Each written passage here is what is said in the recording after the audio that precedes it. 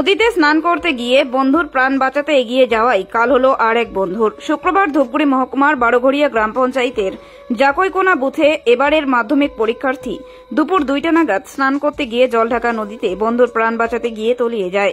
ঘটনার পর জলঢাকা নদীতে সেই ছাত্রকে খোঁজাখুঁজি করে 200-250 প্রতিবেশী। 1 ঘণ্টা পরে মৃতদেহ উদ্ধার হয়। তারপর ধূপগুড়ি মহকুমা হাসপাতালে সেই ছাত্রকে নিয়ে গেলে কর্তব্যরত চিকিৎসক তাকে মৃত বলে ঘোষণা করে। মৃত ছাত্রের নাম সাব্বির আহমেদ, ডাকনাম রনি, বয়স 16 বছর। সে ধূপগুড়ি উচ্চতর বিদ্যালয়ে 10ম শ্রেণীর ছাত্র ছিল। খবর পেয়ে হাসপাতালে উপস্থিত হয়েছে ধূপগুড়ি থানার পুলিশ। তারপরই হাসপাতাল থেকে তার দেহ ধূপগুড়ি থানায় নিয়ে আসে। শনিবার সেই মৃত ছাত্রের দেহ ময়না তদন্তের জন্য জলপাইগুড়ি মর্গে পাঠানো হয়েছে বলে জানা যায়। ময়না তদন্তের পর দেহ পরিবারের হাতে তুলে দেওয়া হবে। গতকাল থেকে মৃত ছাত্রের বাড়ির পরিবার পরিজনেরা না খেয়ে রয়েছেন, কান্নায় ভেঙে পড়েছে। তার মা বারবার অজ্ঞান হয়ে পড়ছেন। গোটা ঘটনায় শোকের ছায়া নেমে পড়েছে। জানা গিয়েছে মৃত ছাত্র নদীতে তলিয়ে যাওয়ার সময় আরেকজনকে সে বাঁচিয়ে দিয়ে যায়। শনিবার মৃতের বাড়িতে গিয়ে সমবেদনা জানান ধূপগুড়ি পঞ্চায়েত সমিতির সহসভাপতি দীপু রায়। রনির মৃত্যুতে তার বিদ্যালয়ের ছাত্রছাত্রী এবং শিক্ষক শিক্ষিকারা মর্মাহত। কি হয়েছে আজকে এই বাড়িতে এত লোকজন কেন? কি হয়েছে গতকালে? কি হয়েছে? কি ঘটনা হয়েছে? বাচ্চারা নদী পরে মারা গেছিল। কি বাচ্চার নাম? বাচ্চাটার নাম তো কোন নদীতে স্নান? নদী। কয়জন স্নান করে গেছে? 4-5 জনের গেছে বলে। আমার বাড়িতে নাই, আমার যখন পাখি আছে প্রথম নদী আরো আগে। কয়টার সময় স্নান করে গেছে? গেছে বোধহয় 2টার সময়। 2টার সময়। কতজন জানির পারলেন? জানিয়ার পর মনে করেন যে 2:30টার সময় ঘটনাটা। 2:30টাতে চিকিৎসা হল্লা উঠে গেল সবাই মিলে। তোমার নাম কি? কি হয় রনি? কি হয় যায় ছাত্র মারা গেছে? কি হয়? ভাতিজা হয়। এই এলাকার পরিস্থিতি কি আছে?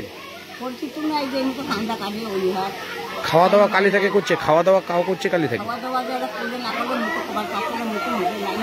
আপনার বাড়ির পাশেই একটা ঘটনা ঘটেছে, ঘটনাটা একটু যদি বিস্তারিত বলেন। এটা মর্মান্তিক ঘটনা। যেটা হচ্ছে নদীতে স্নান করতে গিয়ে তারা 3-4 জন মিলে স্নান করতে যায়। তারা বয়সে থেকে ছোট ছিল। ওরা যখন ভেসে যায় ওদেরকে তুলতে গিয়ে ও নিজেই তলিয়ে গেছে। তারপরে এলাকার লোকজন খবর পেয়ে ছুটে গিয়ে তাকে উদ্ধার করে ধুপগুড়ি হসপিটালে নিয়ে যায়। নিয়ে যাওয়ার পর হসপিটালে তাকে মৃত্যু ঘোষণা করে। তারা কি সাঁতার কাটতে জানতো? ও সাঁতার কাটতে জানতো না, বুঝতে পারেনি যে ওখানে অত জল ছিল। যে বর্তমান অবস্থা এই দিঘিতে নদীতে এই যে ছোট ছোট বাচ্চা কাচ্চাটা স্নান করতে যায়, কি বলবেন এই বিষয়ে? দেখো, এত ওইভাবে চান করতে যায়নি। ওরা দেখছে যে নদীতে এখন জল নাই, সেভাবে ওরা ছোট ছোট জায়গায় চান করছে। ওরা বুঝতে পারেনি যে ওখানে কালকে রোদ কেমন ছিল? প্রচন্ড রৌদ্র। তিনি কোন স্কুলে পড়তো? ধূপগুড়ি হাই স্কুলে পড়ে, 10ম শ্রেণীর ছাত্র। বয়স কত? বয়স হচ্ছে 16 বছর। কি নাম? রাংনাম আছে রনি, আর ভালো নাম যেন কি সাবিব আহমেদ। কোন জায়গার ঘটনা এটা? হচ্ছে পাটকিদহ জাকইকোনা। এর আগে ধূপগুড়িতে এরকম ঘটনা আবার ঘটেছিল? হ্যাঁ, এর আগে হচ্ছে এই জলঢাকা নদীতে হয়েছিল, গজারকুটির অঞ্চলের ওখানে।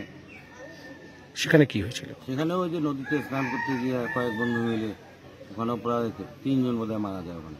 হুবহু ঘটনা, আবার পুনরাবৃত্তি, আবারও পুনরাবৃত্তি এই ঘটনা। ছেলে মানুষ তো বুঝতে পারেনি যে সেখানে গভীরতা নদীর অনেক বেশি থাকে। এই ভুলের কারণেই। আর এরা তো এক্সপার্ট নয়, মানে সাঁতার যদি খুব ভালো জানা থাকতো তাহলে হয়তো বাঁচত। সাঁতারও সেভাবে জানে না। আপনার পরিচয় কি পদে রয়েছে? পঞ্চায়েত সমিতির সহসভাপতি, ধূপগুড়ি পঞ্চায়েত সমিতি।